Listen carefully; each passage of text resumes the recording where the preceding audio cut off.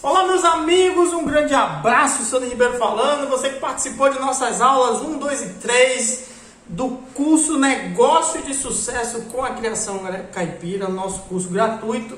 Lá dentro das apresentações tem um bônus que você tem um vídeo que você pode fazer perguntas. Então hoje eu vou começar a responder a pergunta, eu vou responder 10 perguntas hoje, vou falando aqui o nome das pessoas e quem estava lá. Então esse é o bônus, um dos bônus aí do nosso curso gratuito, que você pode fazer uma pergunta, você que baixou a apresentação, você que participou, pode fazer uma pergunta e a gente vai falar sobre ela hoje. Deixa eu só colocar uma luzinha aqui que eu esqueci, para não ficar tão escuro, e vamos responder bem rapidinho aqui, beleza? Primeiro, Cláudia Luciana. Você é a Cláudia Luciana, um grande abraço.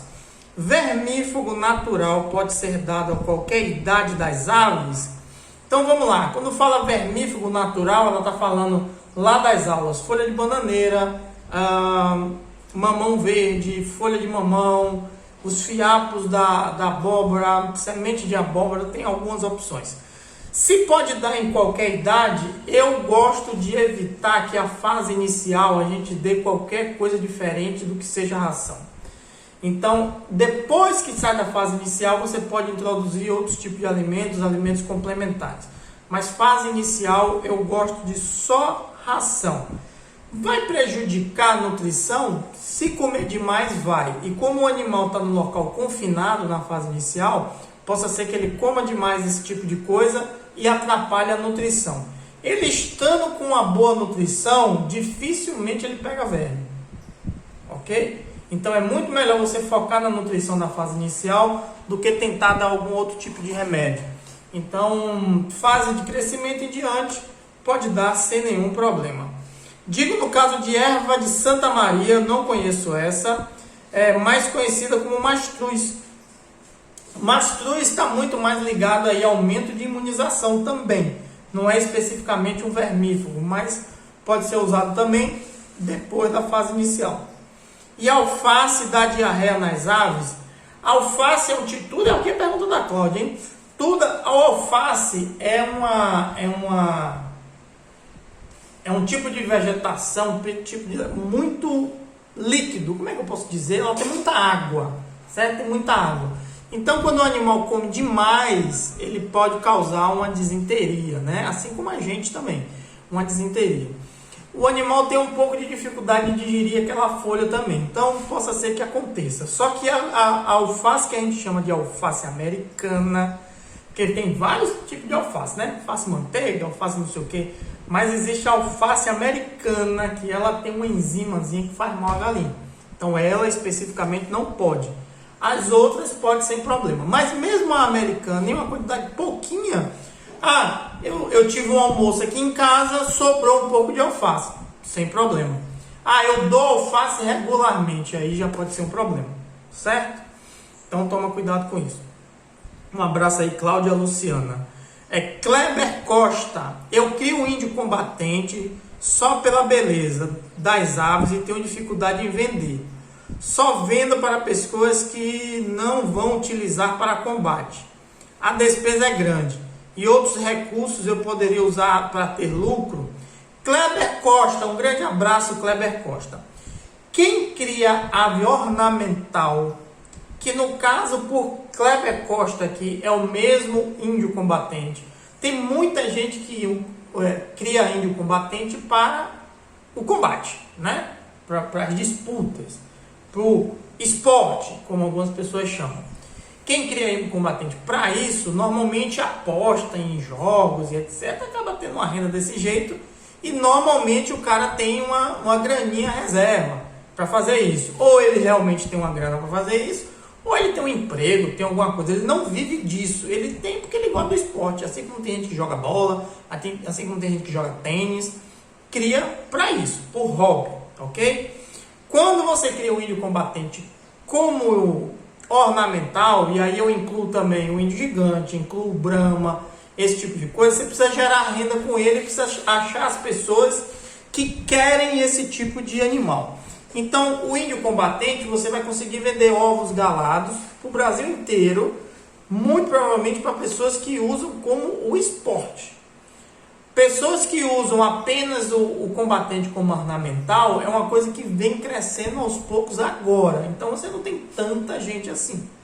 Na sua cidade, eu não sei o tamanho da sua cidade, mas você pode ter aí uma par de 10 pessoas que tenham um gosto por isso. Quando você está numa capital, talvez tenha mais gente, né? Inclusive, aonde eu morei em Salvador, eu conheço muita gente que gosta. Apesar de ser na capital, aqui na cidade onde eu estou, que é uma cidade pequena, tem gente que gosta de combatente para o esporte.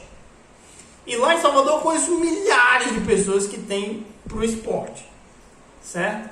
Então, é muito mais fácil você investir aí numa direção para pessoas que gostam do esporte para vender ovo galado.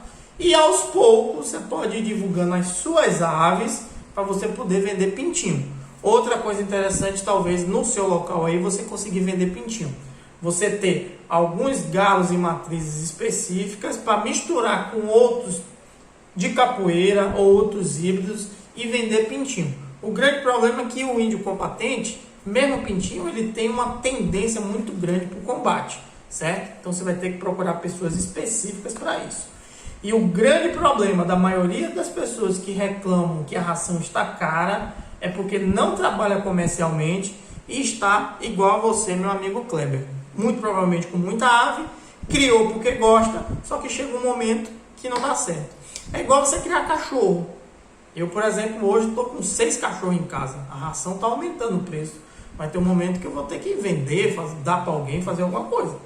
Entendeu? É a mesma coisa que tem um cara... E quando você vai criar uma galinha, às vezes você não cria 2, você cria 50.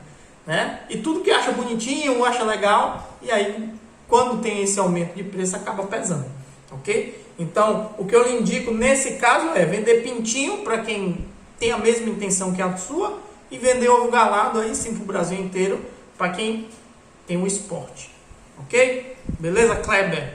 Ana Lúcia, sou nova no negócio, minha real preocupação é o espaço. Ele precisa ser de que tamanho para uma iniciante? Sou de Caetité, na Bahia. Um abraço, Ana Lúcia. Espaço está muito ligado à quantidade de aves que você tem. A gente costuma indicar para dentro do galinheiro 5 aves por metro quadrado. Então, se eu vou ter 50 aves, eu vou ter que ter 10 metros quadrados, ok? Você pega a quantidade de aves que você quer e divide por 5. Aí vai dar mais ou menos os metros quadrados que você tem. Sendo que, se você for criar de 50 galinhas para baixo, use 3, use 2,5 metros quadrados por galinha. Porque quanto menos galinhas você tem, mais espaço você vai precisar ter. Isso parece contra-intuitivo, mas é isso mesmo. Você tem pouca galinha, você não vai poder usar 5 aves por metro quadrado. Porque essa conta, mais ou menos, é conta de animais parados. E quando você tem um plantel grande, os animais sempre mantêm a movimentação, então nunca enche. Mas quando você tem um local pequeno, você tem aquele entra e sai de galinha que atrapalha. Então, 5 aves por metro quadrado, se você tiver de 100 aves para cima, 5 aves por metro quadrado, beleza. 100 aves para baixo, use 3, 2,5 aves por metro quadrado dentro do galinheiro. No piquete, de 1 a 2 aves por metro quadrado. Vai trabalhar com abate? 1 ave por metro quadrado. Vai trabalhar com postura? 2 aves por metro quadrado. O espaço é importante, como a gente falou na aula, o espaço é importante porque reduz estresse, então aumenta o bem-estar. Isso, qualidade de carne, qualidade de ovo, produção, desenvolvimento é bem melhor. Beleza? Ana Lúcia. Paulo Pereira, investindo 100 mil reais consigo montar um projeto inicial com quantos frangos? Vou montar toda a infra do terreno, a compra dos pintinhos. Um grande abraço, Paulo Pereira. Paulo Pereira, você tem um valor alto para investir, certo? Então depende muito do que você está pensando em finalidade, depende muito do que você quer ter de retorno. Então a primeira dica que eu lhe dou aí é tenha cuidado com o valor que você tem em mãos. Se esse 100 mil que você tem é o único dinheiro que você tem, que não é pouco, mas é o único que você tem, então não invista ele. Invista até 50% ou menos, de 30% a 50% dele. Agora, se você tem 500 mil na mão, tudo bem. Pega os 100, faz um investimento alto, tem que estudar, tem que estar em cima, senão não produz. Mas se você só tem esses 100 mil na mão, como se 100 mil fosse pouco, eu estou dizendo só, mas se você só tem esse dinheiro para investir, não invista todo. Entre 30% e 50% no máximo estourando. Então a gente reduz esses 100 mil aí para uns 30. O que você precisa saber? Que você vai ter um custo de investimento, que é construção, compra, cercagem da área, compra de equipamento. Tudo isso a gente fala lá no curso do planejamento. É muita coisa para eu te dizer aqui, mas você vai conseguir pesquisar e tem também lá no Clube dos Produtores. Então você vai conseguir ter esses valores. Valor de terreno, não tenho como lhe dizer, você tem que pesquisar aí na sua cidade. E valor de material de construção, a gente tem mais ou menos uma média dentro lá do curso do planejamento. A gente tem uma aula com planilha e tudo mais para a gente mostrar isso, certo? Então esse daí você vai ter que dar uma pesquisada, vai ter que bater perna aí para descobrir. A questão da produção, início de produção, de compra de pintinho, ração e tudo, se gasta de 18 hoje, de 15 a 18 reais para abate, mais ou menos, de 18 a 22 reais de postura, 15 a 18 reais de abate até chegar no ponto para abater, seja por 90 a 120 dias, ou de 18 a 22 reais a poedeira até seu plantel começar a botar, por cabeça. Sabendo disso, você multiplica pela quantidade de aves que você vai ter. Eu sempre costumo dizer, pense grande, comece pequeno. Pense grande, comece pequeno. Então, se você não tem experiência nenhuma, tem a oportunidade de entrar para o clube agora, você vai pegar um pouco mais de bagagem, um pouco mais de experiência. Então, toma cuidado com isso. Às vezes você investe o dinheiro todo que você tem, achando que só dinheiro resolve a questão da montagem, e às vezes não dá. Então, assim, bate perna aí para entender sobre construção, para entender sobre valor de terreno, cercar terreno, fazer infraestrutura, comprar equipamentos, quais são os equipamentos que compra, essa é uma coisa. E a segunda coisa, esses valores que eu disse, de 15 a 18 por cabeça, 18 a 22 por cabeça, faz conta e senta. Não comece nada sem planejar. Por isso que a gente tem um curso só sobre planejamento, ok? Mas pelos valores que eu lhe disse aqui, você já pode começar a fazer conta. Beleza? Paulo Pereira, um abraço. Tiago César Marques. Sandro, pela sua experiência, existe alguma linhagem que é bem caracterizada e aceita tanto a batida quanto vive em sistema caipira? Tiago César, linhagem caracterizada caboclo, CBC, se eu não me engano. Era uma ave da ave fran, é difícil de encontrar, mas é a mais caracterizada, dupla pitidão. Eu falei sobre ave de dupla pitidão. Dupla pitidão não quer dizer que você vai ter uma boa produção de carne ou uma boa produção de ovos.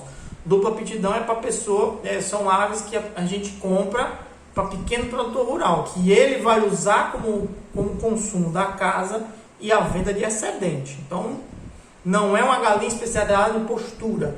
Não é o ideal para você comprar para postura. Mas bem aceita viva, bem caracterizada e aceita tanto a batida quanto viva, a cabocla é melhor. Cabocla é menorzinha. A carijó, que é a pedrez, também é bem aceita viva, bem aceita a batida, fica numa situação boa. Dupla pitidão também. Então, se você escolher a carijó aí, você também está em boas mãos, principalmente se você achar a carijó pescoço pelado. Existe a carijó pescoço emplumado e a carijó pescoço pelado. Nem todo mundo tem, mas quando aparece o pessoal dá uma olhada assim, aceita bem. E em terceiro lugar, para quem quer peso mais alto, o tricolor, o TRC, o que eu chamo de pedreiro louro. Vocês já devem ter visto aí eu falar em algum dos vídeos. O que eu chamo de pedreiro louro. É um animal que fica mais avantajado. Não tente chegar a ele com 4, 3,5, 3 quilos, porque ele vai ficar todo descaracterizadão. Mas ele criado num peso aí para 2,5 kg, ele fica bem bonito. E o pessoal, porque ele não fica uniforme, por exemplo, o pedreiro, todos eles ficam igualzinho. O tricolor às vezes fica um pouco mais amarelo, um pouco menos amarelo, um pouco mais escuro, um pouco menos escuro. Então você dentro do mesmo plantel ainda consegue ter uma variação de cor mínima, mas consegue. Beleza? Então, Thiago, eu acho que essas três são as melhores aí para você vender viva, com caracterização que já vem dela, certo? mas eu gosto muito da pescoço pelado. Agora você tem uma Viva, tem um pescoço pelado que não tem tanta aceitação em alguns lugares do país. Mas claro, depende também do seu marketing, depende de que produto você está entregando no final. Beleza, Thiago? Edson Frutuoso, Sandro, tem um espaço, mas não tem um piquete. Posso ser um criador de galinha para postura? Edson, você tem algumas opções. Algumas não, poucas, mas tem opções. Você pode ser criador de galinha de postura em confinamento. Ou confinamento em gaiola, ou confinamento em livre, mas dentro do galpão. Porque é uma coisa que está se crescendo muito. Inclusive, é um nicho de mercado novo.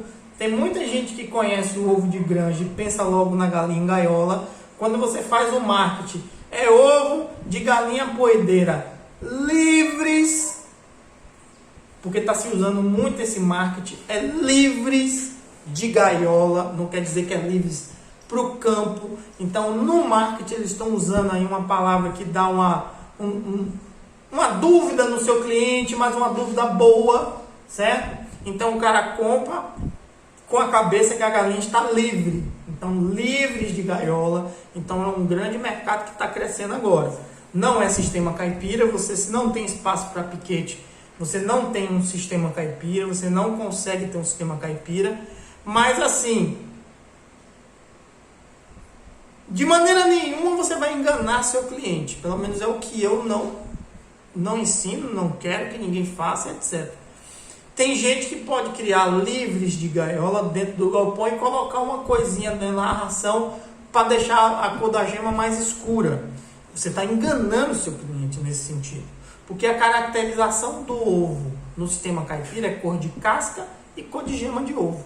E a cor do gema do ovo é a alimentação. É aquele complemento que você dá em piquete. Mas tem gente que dá urucum, dá coloral, dá suco de abóbora, suco de laranja, suco de cenoura, suco de beterraba. Isso faz a gema ficar mais escura. Eu não indico você fazer isso de jeito nenhum. Eu indico você começar com livres de gaiola. Eu acho bem interessante.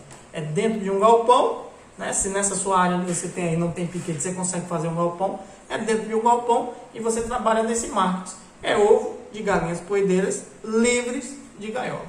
Beleza? Edson, dá sim. Marcos Santiago, em relação à nutrição, qual a diferença no que diz respeito à finalidade, corte e postura nas fases de desenvolvimento do animal? Vamos lá. Uma galinha de abate é feita para engordar, desenvolver e engordar. Uma galinha de postura é feita para produzir ovo.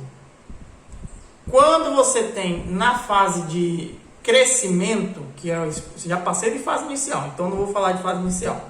Vou na sua pergunta aqui, que é fase de desenvolvimento dos animais, que é a fase de cria e recria se for para abate, se for postura, e de crescimento se for para abate.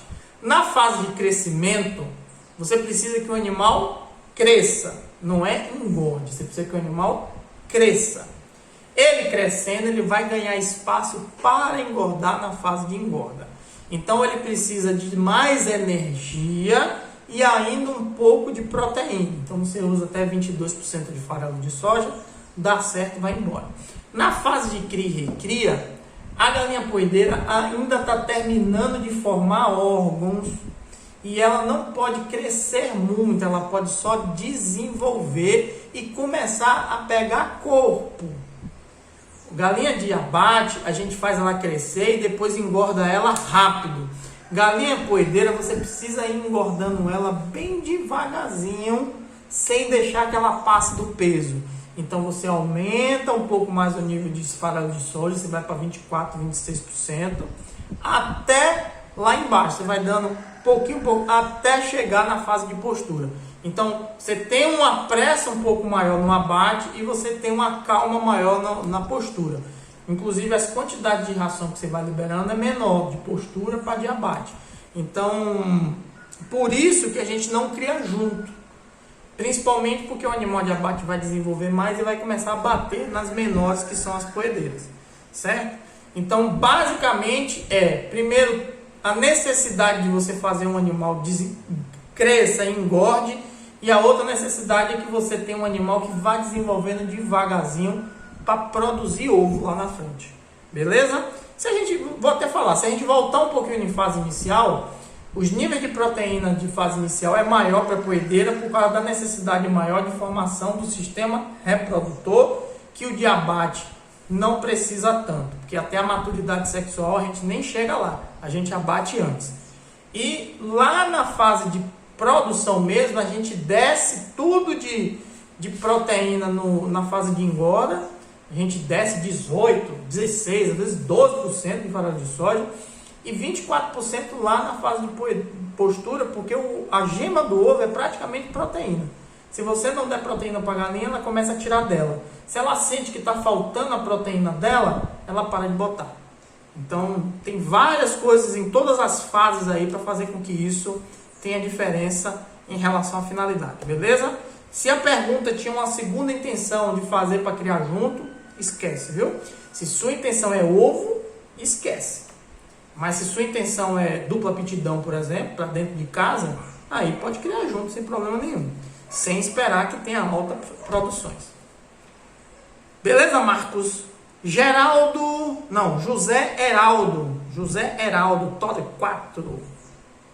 Boa noite, Sandro. Meu criatório é na cidade de Santa Brígida, Bahia. Olha que legal. Criar gigante negro de Jessie, eu gostaria muito do desenvolvimento dela. Cara, assim, eu não sei qual a finalidade da sua criação. Ah, Sandro, eu quero criar gigante negro de Jessie porque eu vou desenvolver ele como raça pura, vou vender pintinho e vou vender ovo galado. Beleza, monta uma estrutura, separa por baias, um galo para cada galinha. Você vai ter que comprar ovo galado de alguém que seja confiável e começar a formar seu plantel. Beleza, tranquilo. Se você quer usar o gigante negro de Jessie para misturar com o de capoeira para ter um melhoramento genético, beleza, separa por baias, pega os frangos de gigante negro de Jessie puro, coloca com galinhas aí mestiças e vai gerando pintinho para poder conseguir o melhoramento genético. Você não vai conseguir na primeira vez, você tem que ter tempo. O que eu sempre falo para a pessoa que quer melhoramento genético: tempo, paciência, espaço e dinheiro. Tempo, paciência, espaço e dinheiro, para ver se vai dar certo, para fazer os ajustes, etc. Como o gigante negro de Jessie cresce demais, você precisa ter cuidado com as galinhas que você bota com ele, né? Se você botar uma galinha fraquinha demais, você vai arrebentar com ela, certo? E a mesma coisa ao contrário. Se você tem um galo muito pequenininho mestiço para botar nas galinhas de gigante negro de Jessie, é capaz delas baterem nele e não querer ele. Então, só equalizar aqui. Agora, se não é nenhuma coisa nem outra, você quer trabalhar com o gigante negro de Jessie para vender para carne ou para vender ovo normal, tá no caminho errado, ok? Tá no caminho errado, beleza? Será que deu para entender? Espero que sim, né? Ah, por que tá no caminho errado? Porque você tem uma ave que demora para desenvolver, você tem uma ave que não tem produção comercial, é uma ave que vai engordar muito, mas vai demorar 8, 9, um ano para chegar nesse peso que todo mundo diz. 4 quilos, 6 quilos, vai demorar um ano, 8 meses, 9 meses, quer esperar? E outra coisa, eu quero vender porque ela fica muito pesada, com 6 quilos, beleza. Se você cobrar R$15 o quilo, vezes 6 dá R$90. Se o cliente vai comprar uma galinha só porque ela tem 6 quilos, vai pagar quase 100 conto uma galinha. Então toma cuidado, certo? Presta bastante atenção nisso. Estamos falando aqui de um negócio, então não é para aventura. Beleza? Edmar Firmino. Sandro, quando estiver quente, você falou que aumenta a soja. Frio aumenta o milho. Mas não irá desbalancear a ração? Não, Edmar, porque você acrescenta. Né? Desculpe, você aumenta. Você vai fazer sua fórmula normal, na quantidade que for, não sei qual fase você está, usar a fórmula certa, correta, beleza.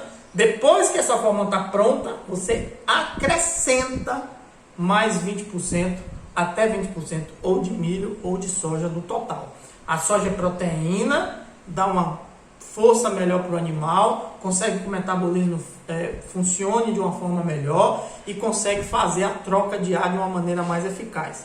Se você está no frio, o milho dá mais energia ao animal. Mas você não mexe na sua fórmula de ração. A fórmula de ração é a mesma.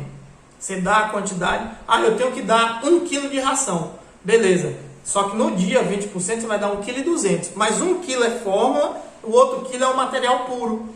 Mistura e bota. Certo? Não desbalanceie porque você está melhorando a situação. Beleza? Beleza, meu amigo Edmar Firmino. Tá certo?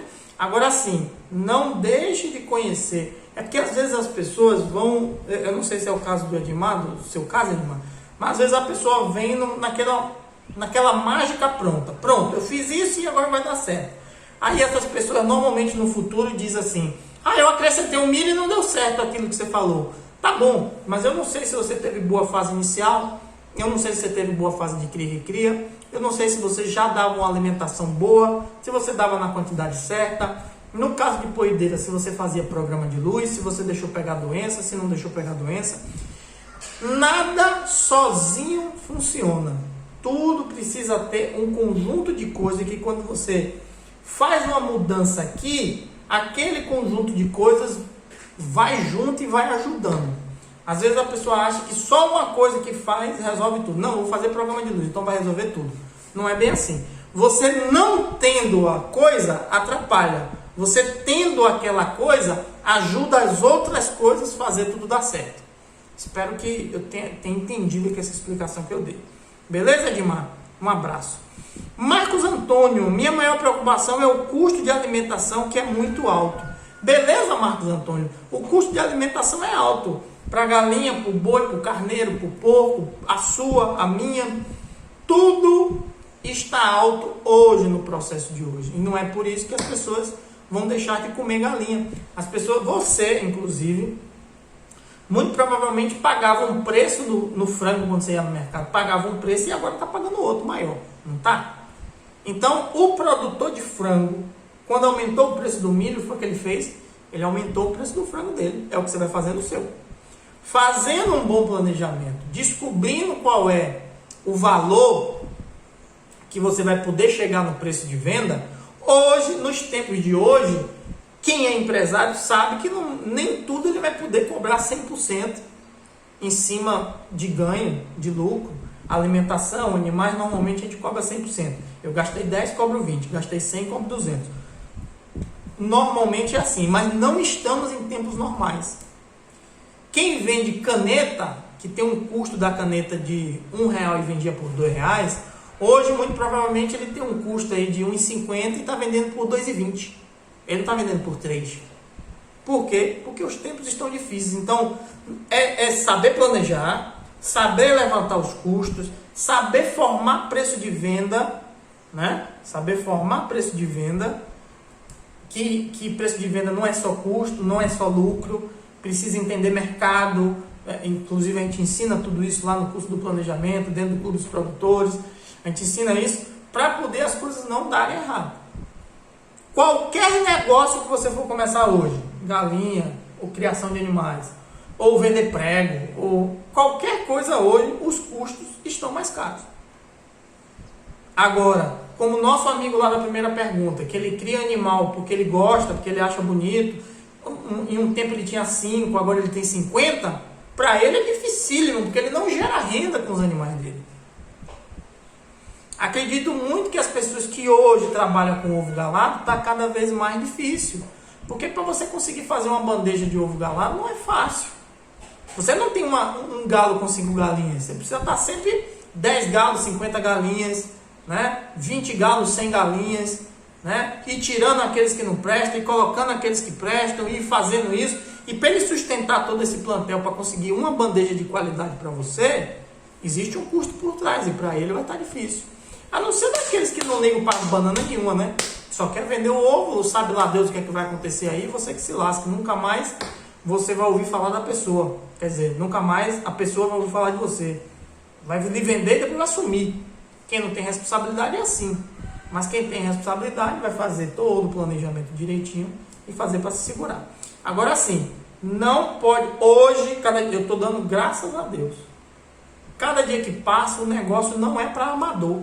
Para mim, eu vendo os cursos, mas eu nunca fiz assim, quanto que vai dar certo?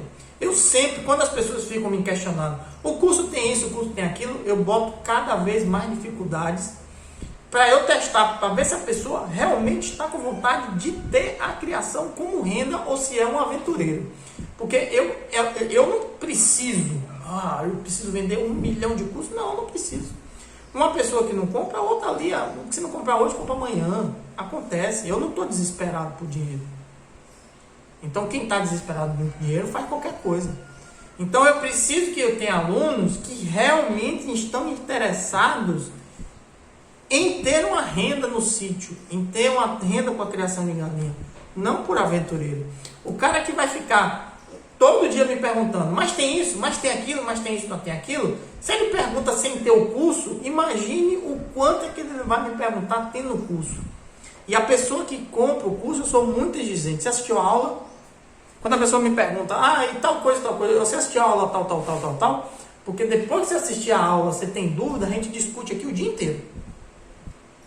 Mas eu quero que você aprenda a gerar renda, não quero que você seja um aventureiro de diquinhas, que é aquele cara que cada coisa que vai acontecendo vai perguntando. Você que está com medo do custo da alimentação, você tem que entrar preparado. Não dá para você pegar um vídeo aqui, outro lá, outro aqui. Aí tem técnica de manejo que você nem sabe que existe. Aí, minhas galinhas não estão botando. Aí eu pergunto, fez programa de luz? Não, o que é isso? Conhece de conversão alimentar? Não, o que é isso? Conhece de capacidade de ingestão? Não, o que é isso? Conhece da função do trigo na hora da postura plena? Não, o que é isso? Você consegue calcular o seu percentual de postura dia a dia, semanalmente, mensalmente, durante o ciclo todo? Não, como é isso? Aí não dá para explicar tudo do zero para alguém que já está lá na frente, né? Então esse foi o vídeo de hoje. A gente respondeu aqui 10 perguntas. Então a gente vai fazer outros vídeos para gravar mais perguntas, beleza? E para dar tudo certo, ok? Então respondemos aqui o primeiro lote de perguntas para quem fez a pergunta lá no bônus, para quem assistiu nossa aula completa e para quem baixou nosso e-book, pegou nosso e-book e a apresentação, e lá dentro da apresentação que tem acesso ao vídeo que faz as perguntas, beleza?